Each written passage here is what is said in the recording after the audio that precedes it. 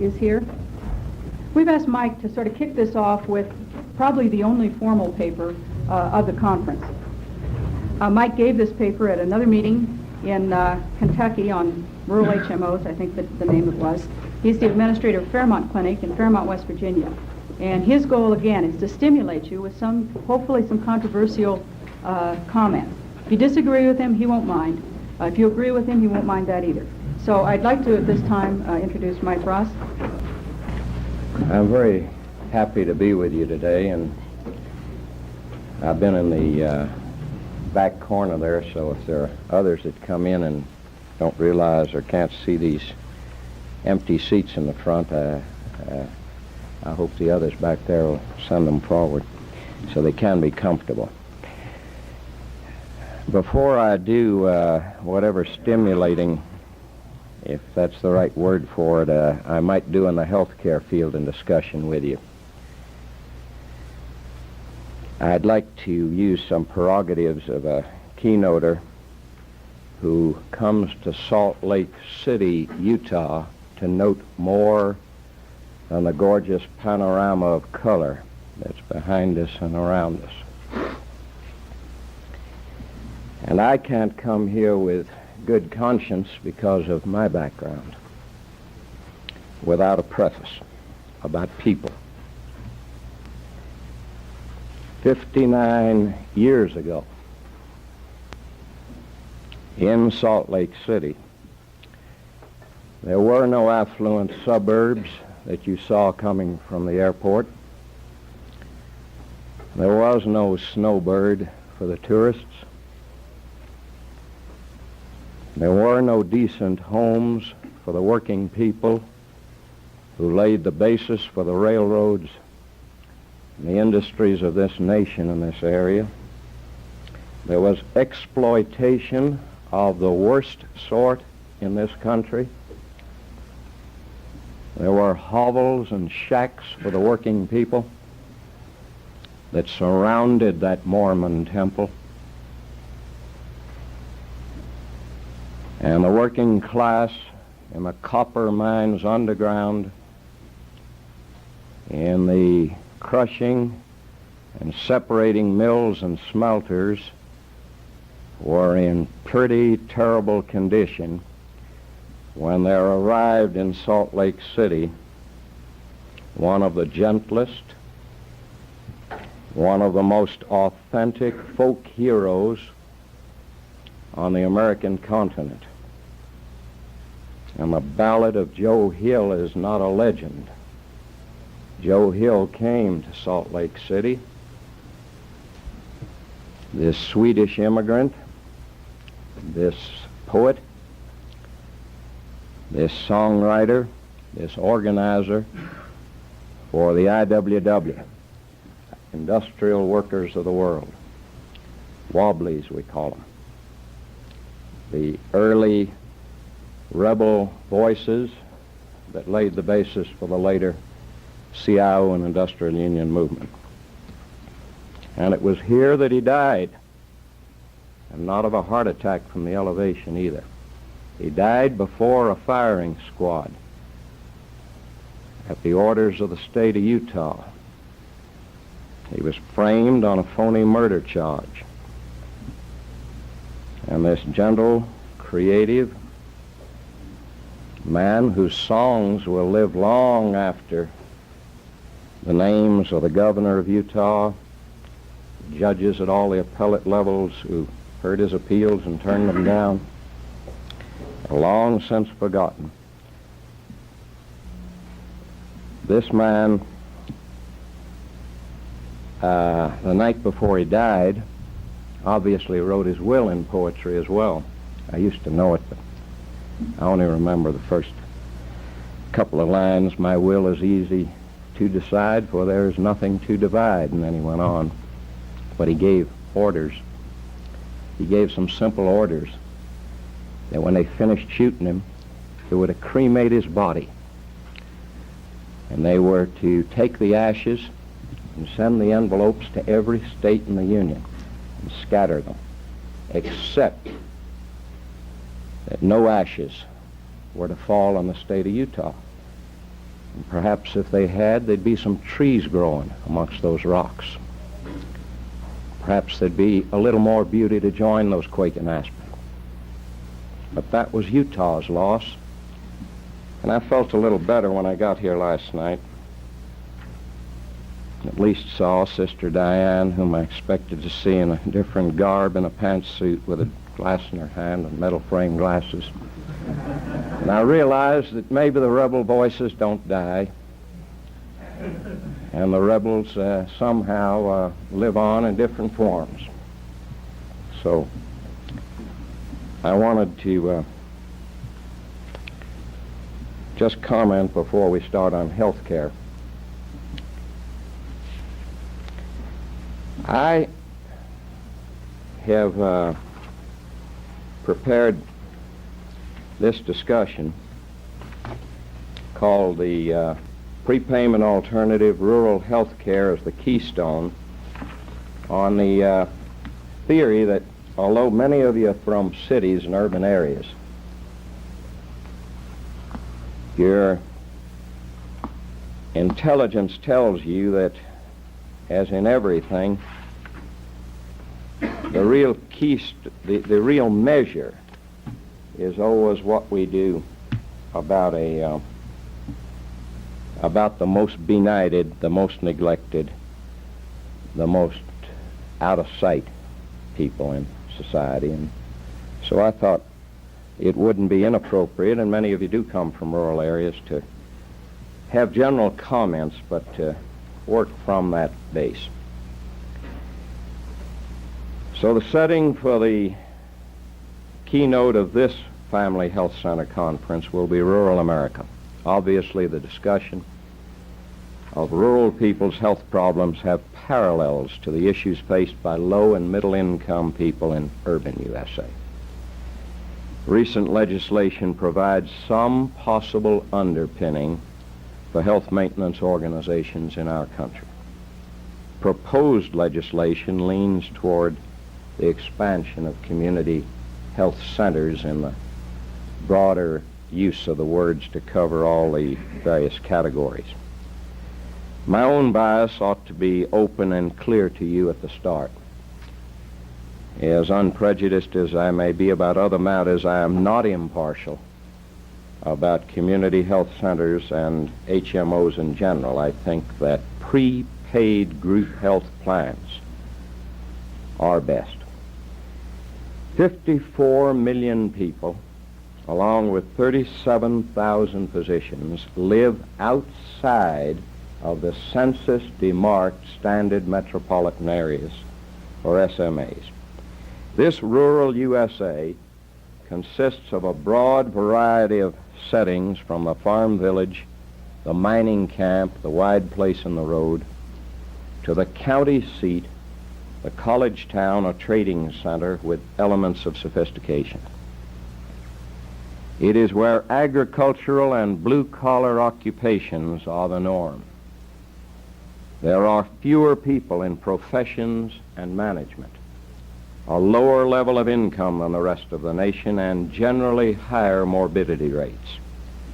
In rural areas, there are proportionately almost twice as many chronically disabled people as there are in urban centers.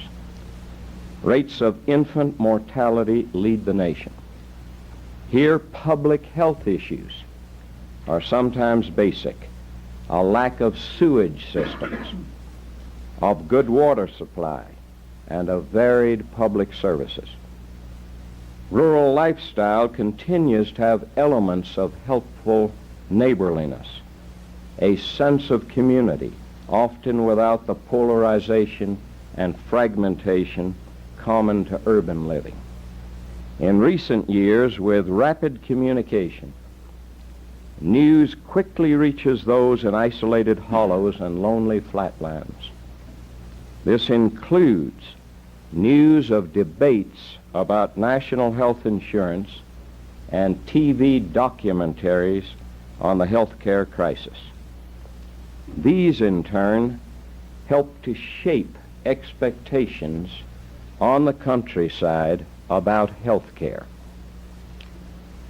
Now, in the midst of the congressional backing and filling about national health insurance, we have had the diagnostic opinion of the professionals.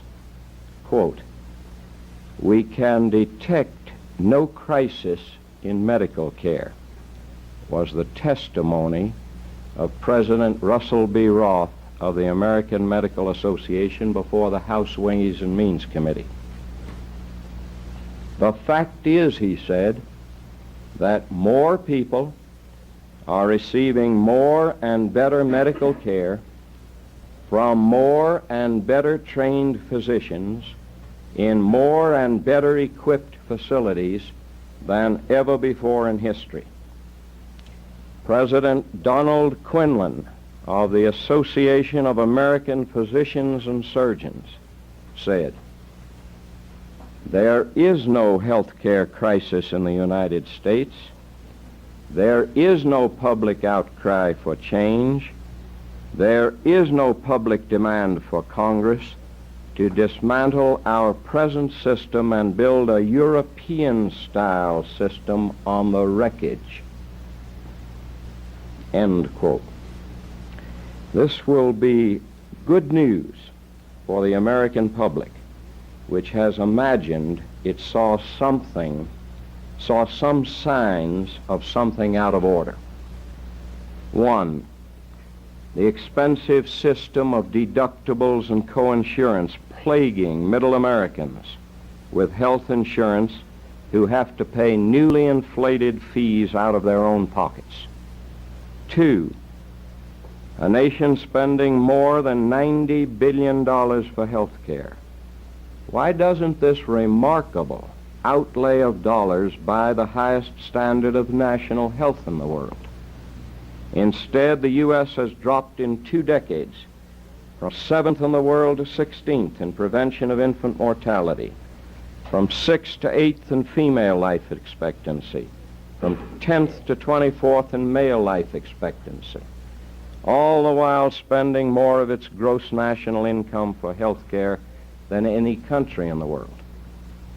3, the aged in the U.S. paying an average of 3 times more for health care than persons under 65. 4, Medicare presently covering only 40% of the health care bills for its beneficiaries. 5, rural residents existing without any health care services in some areas.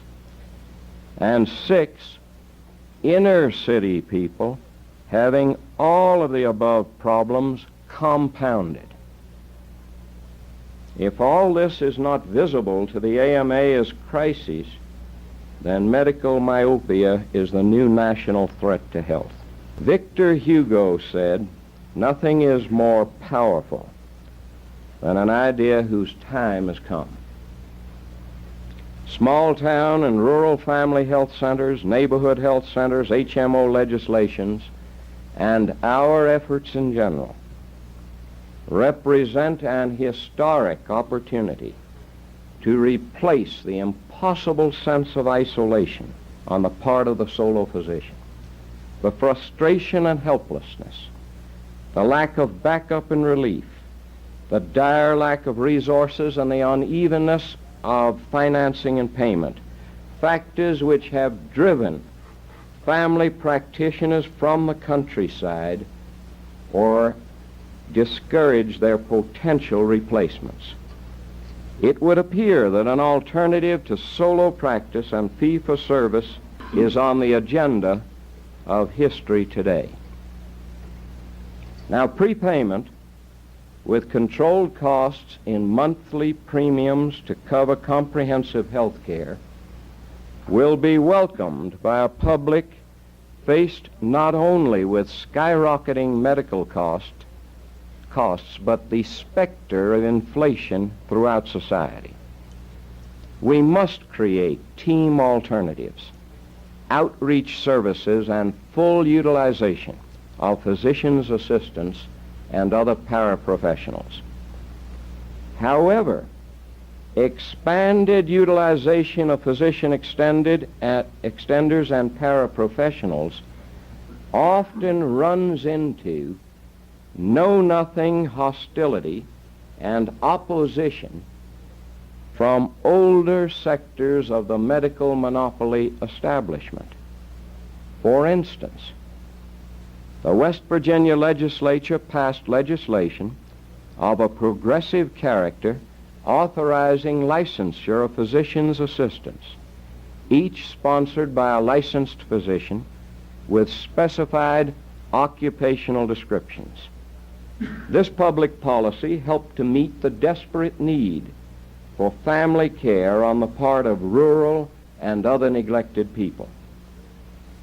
But at its latest meeting, the State Medical Licensing Board, consisting typically of 9 old men, defied the will of the people as expressed in that statute and made almost impossible the functioning of physicians' assistants through new restrictive regulations.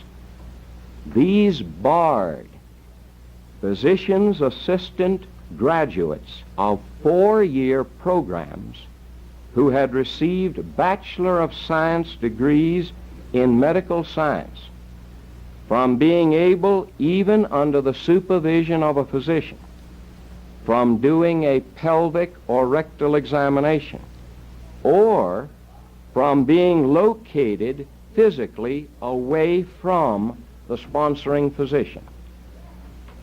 Such regulations, if not based upon fear, are based on ignorance of the current needs of the people and of the status of physician's assistant training, knowledge, preceptorship, supervision, and experience.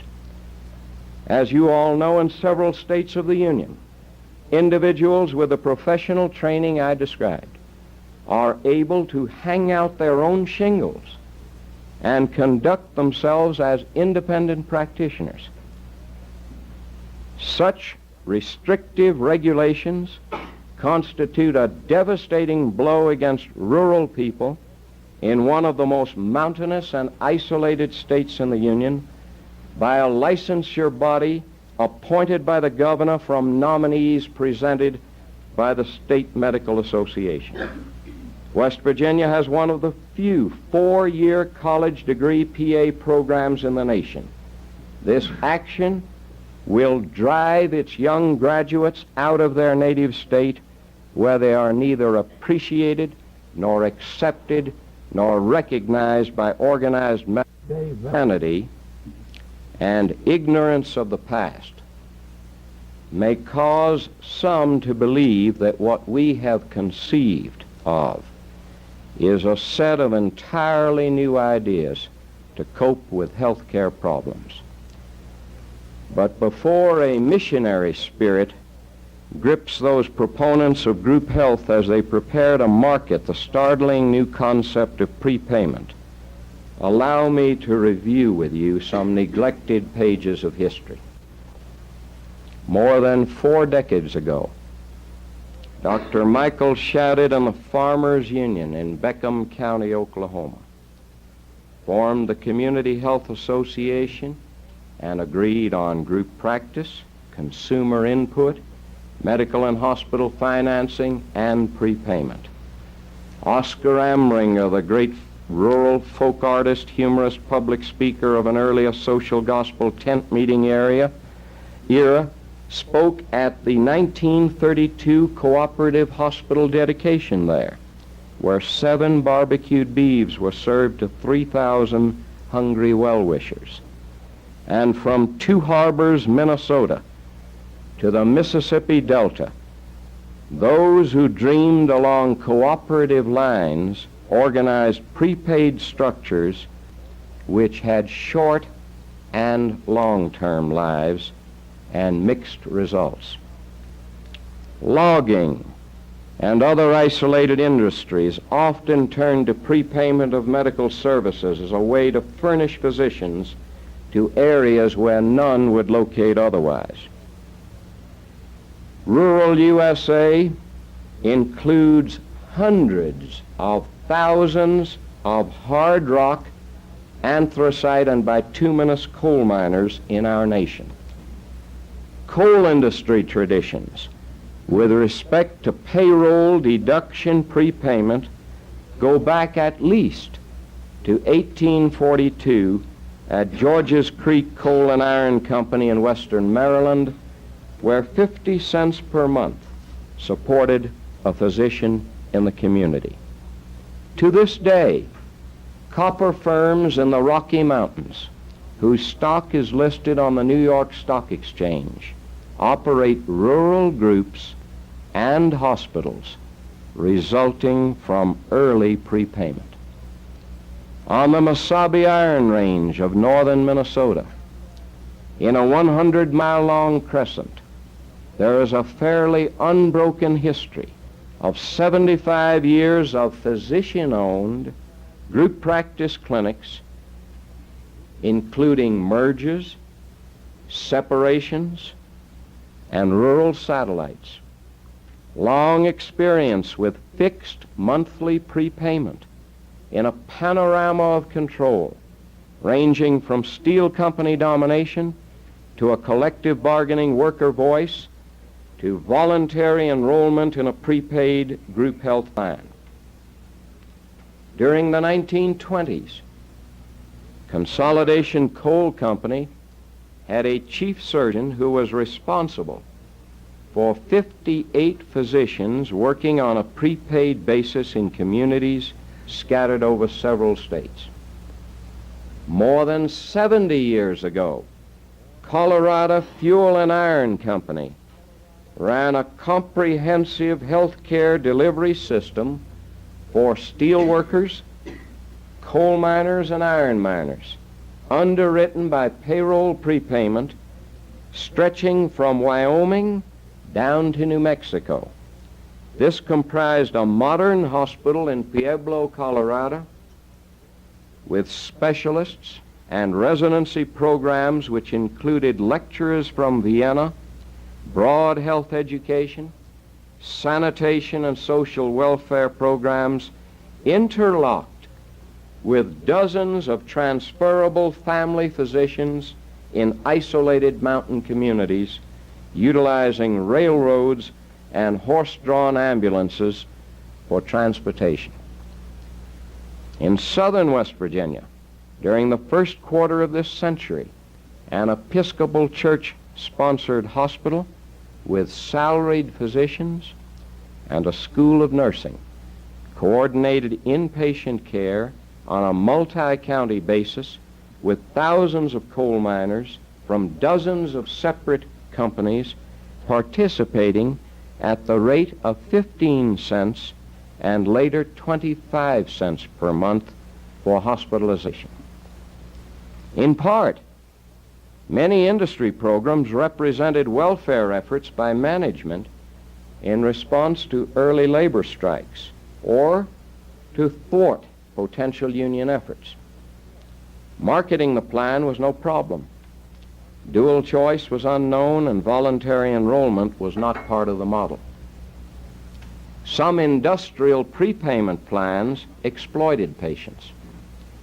Others grossly reduced employer costs of workmen's compensation. Several deserved and received well-founded and serious criticism regarding quality of care rendered. Union demands by mine workers for an equal voice in health care matters often took the form of resolutions requesting, quote, free choice of physician, close quote, long before organized medicine adopted such a slogan for legislative lobbying purposes. It is a further irony of history that some sections of organized medicine in our day reject the prepayment principle as a labor union or federal bureaucratic invention, although its foundations universally were laid by entrepreneurial businessmen on the American frontier. The 1930 UMWA agreement with the Rocky Mountain Fuel Company, which provided for a Department of Medicine, Health, and Sanitation in Boulder and Weld counties, Colorado, furnishes a rural model. The prepaid program cost $1 for unmarried men, $1.50 for employee and family deducted monthly from wages. It called for a qualified physician as medical director to head the physician nursing team, including consultants.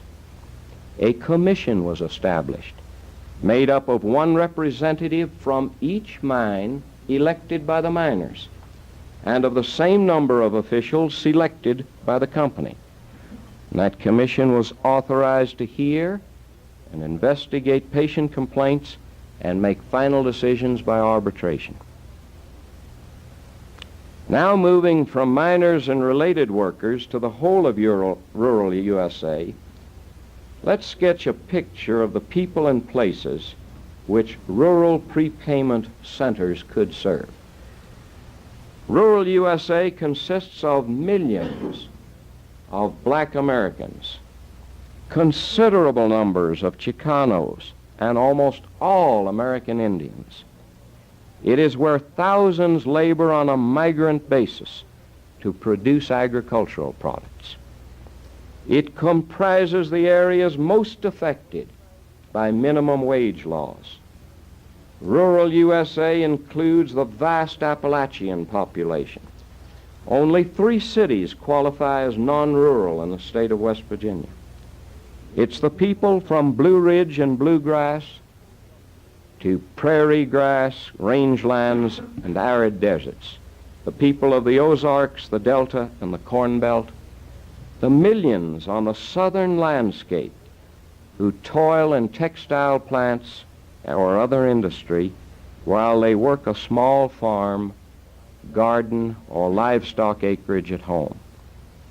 From Alaska to Arizona, from Maine to Florida, where there are larger numbers of elderly and low-income people than in the rest of the nation.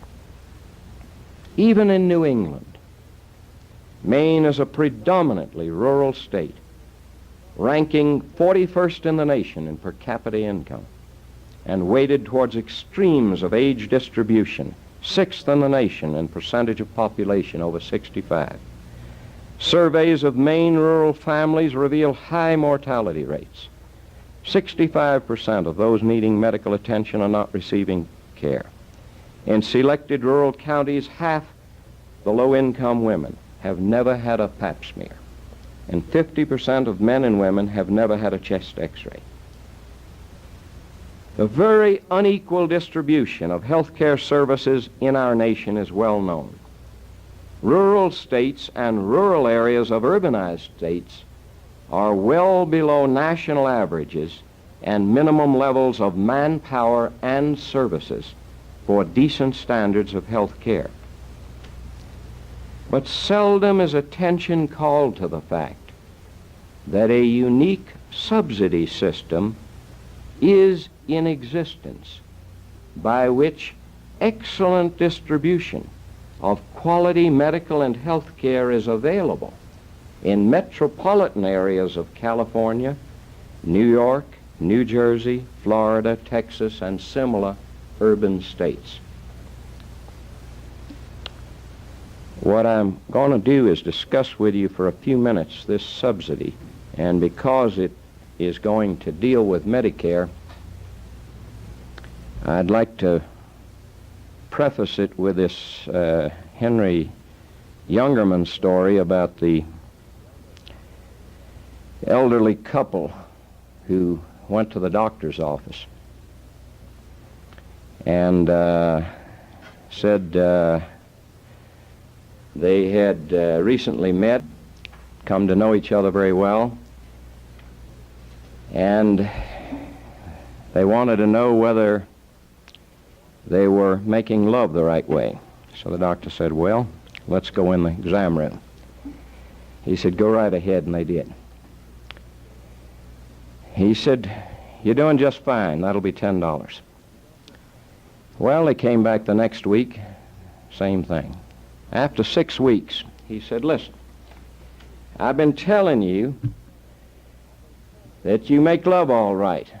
Now, what's this coming back here for? The old man says, look, Doc, a motel room costs $20, you charge $10, and Medicare gives us back $8.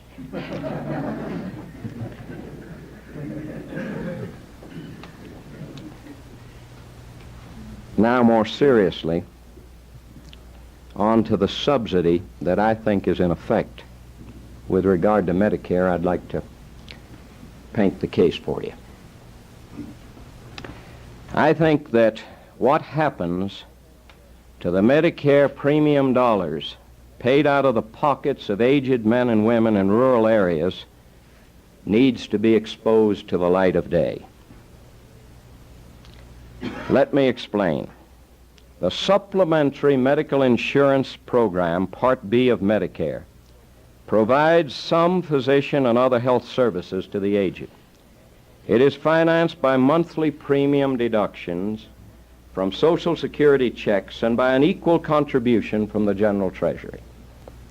When the Medicare program first began, the premium was $3. Due to increasing costs, primarily arising in the highly urbanized areas, the premium now is $6.70. The contribution from the General Treasury has risen accordingly. Thus, a combined total of $13.40 per person per month is now contributed to the fund. In addition, each enrollee pays a yearly deductible of $60 and 20% coinsurance on all bills. Since the inception of the Medicare program, the amounts reimbursed under Part B to West Virginians are the lowest in the nation. Specifically, the rate for the most recent 3 years reported, 1969, 1970, and 1971, ranked West Virginia last among the 50 states in average monthly reimbursement under Part B of Medicare. Let us compare 1970. The U.S. average was $7.81. In California, average reimbursement was $12.38. In West Virginia, average monthly reimbursement was $4.49. At the bottom of the national listing of lowest ratings in average monthly reimbursement per enrollee, we find 16 states: West Virginia, South Dakota, Kentucky, Maine, Indiana, Ohio, Tennessee, South Carolina, Louisiana, Virginia, Wyoming, North Carolina, Alabama, Mississippi, New Hampshire, and Arkansas. In 1970, in 3 rural counties inside West Virginia, total average reimbursement per enrollee per month was less than $3. The amounts reimbursed per enrollee per month in the rural areas are unreasonably low compared to the average U.S. reimbursement under Medicare.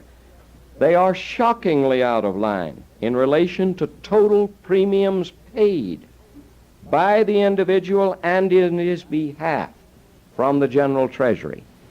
They permit us to conclude that aged people in rural states and regions experiencing low reimbursements are subsidizing the health care of persons living in more prosperous areas.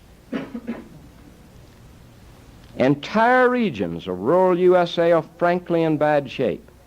Like underdeveloped areas on other continents formerly under colonial dominion, they are so characterized by low-income populations and/or minority groups long denied opportunities in this richest nation in the world that neither rural community health centers, HMOs, nor anything else will help unless there is open acknowledgement of the massive national assistance necessary.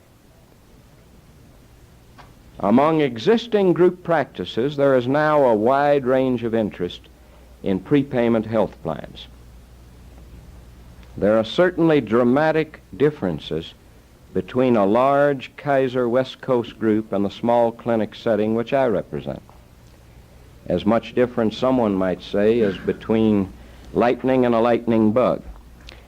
I prefer to think of the difference in capabilities as between that of an elephant whose period of gestation lasts for 2 years and the rabbit which may breed 12 times a year. It is possible to be small but creative. How is it possible to consider expansion of prepaid group health without careful attention to the differences between rural America and well-to-do urban America, and between low-income and inner-city people and suburban affluent areas? Kaiser, Marshfield, Geisinger, or Trover clinics may be able to make it in moving towards prepayment, not only because of their carefully built, enormously successful administrative, fiscal, and professional base, but essentially because of enrolling populations which are able to more fully pay for their services. Non-profit community health centers simply cannot make it without some subsidy income if they are to serve low-income people or rural areas requiring outreach. This is a simple matter of economics. We have pointed out that subsidies are neither a dirty word nor non-existent. Not only may we have to bail out Pan American World Airlines, but the rural aged of the USA since 1966 have been subsidizing out of their Social Security monthly payments excellent and superb medical care for urban, middle-income, and well-to-do areas. HMO legislation and even national health insurance are going to exist in an Alice in Wonderland fantasy world unless steps are taken, one, to guarantee physicians and other health personnel for rural and neglected America, two, to provide national subsidies for areas of need, including efficient transportation services, with such commitment coming from the resource-rich urban and suburban areas, leaders, and institutions.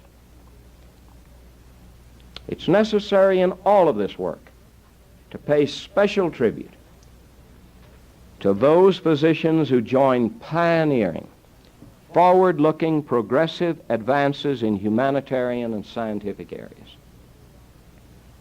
who very often forego huge incomes, who at times have to withstand a subtle exclusion or snobbish contempt from academically oriented colleagues, or indeed even the ugly manifestations of hostility from certain sectors of organized medicine. Without their understanding support, without their leadership contribution, and without their professional cooperation, progress in developing prepaid health plans would be impossible. In 1938, it was said that 1/3 of the nation was ill-fed, ill-housed, ill-clothed. Although that same nation suffered from human ills in general, physical and mental, the priorities which people placed ahead of health and medical care then deferred the adoption of universal national health coverage for 4 decades. What we do now to expand community health centers and to build rural HMOs which serve the community can strengthen the nation and enforce that right of all Americans to good health care, which the Declaration of Independence includes under the guarantees of life, liberty, and the pursuit of happiness. It can prevent the perpetuation of stunted children with rotten teeth denied opportunity for decent health care, strong bodies, and good minds. The necessity for involving consumers is obvious. Russell Baker in Harper's for January 1972 said, "People who have the power to make things happen don't do the things that people do, so they don't know what needs to happen." If that observation has any relevance about the effect of federalism generally, it is sharply perceptive about the lack of input from the consumers of rural USA concerning the healthcare industry and system which governs their lives but often ignores their needs and in places excludes them entirely from its system. Let us hope that rural family health centers, community health centers, and HMOs can design useful, real, and functional consumer participation roles and not formal ones designed to fool the federals or worse, fool ourselves. Those of us who have been critics of various aspects of the existing health care delivery system have a special obligation to try to make rural and urban prepaid group health a fiscal and administrative and practical success. In the hills, they say, a jackass can kick down a barn. It takes a damn good carpenter to build one. With national health insurance likely to be adopted, the question squarely before the nation will be whether the people of rural USA are to be permanent, second-class Americans with respect to health care. The measure of a nation's dedication to improving conditions for its visible, centrally located core city people is progress made on the isolated countryside. Developing a better quality of life in rural USA consists not only of improving its schools, roads, and public facilities, but also its health care, the subject of our central concern.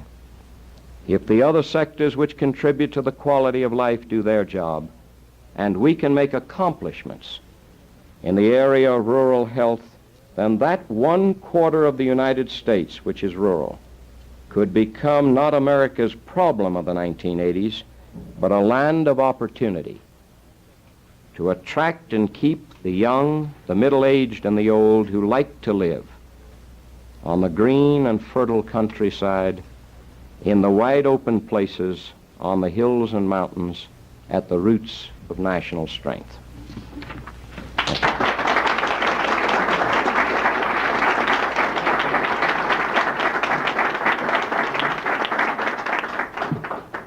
It was very well done, Mike. Anybody want to comment, ask questions? What do you say after that? Yeah. I don't know that much about the problem that's elaborated in terms of Medicare and the subsidy area, but I would like to ask this one question. Is there any possibility that the way that the subsidy appears and the way you interpret it in the paper could be due to the lower cost of or unit cost of health care in rural areas? More than that. It's You have to speak up. Those are really made to pick up the tape, so Okay. just speak up louder. Do I need to repeat the question, or is it picking up okay? I think the observation is not only true on the cost, say, per visit in a rural area, but it's also distorted by the concentration of the expensive medical centers and superb hospitals in the urban centers, the expensive consultants, the coronary care units, and all this kind of thing, which exists in more urban places in greater numbers. The other point you raise, Glenn Wilson, the Associate Dean of the University of North Carolina, has very strong feelings about that The distortion in price payment is an absolute piece of insanity which we've accepted. In other words, why a family doctor in a part of Manhattan can get away with a $20 office visit, and you still got $3 and $5 office visits in rural, parts of the country, is not. In other words, the quickest way to solve this problem, he believes, would be to fix the fee, not at usual and customary, but at $20, if that's what it is nationally, and that'll bring the guys to make a buck out into the country. In other words, he has a more brutal way of dealing with the first part of your question, that they shouldn't exist, this lower cost per unit.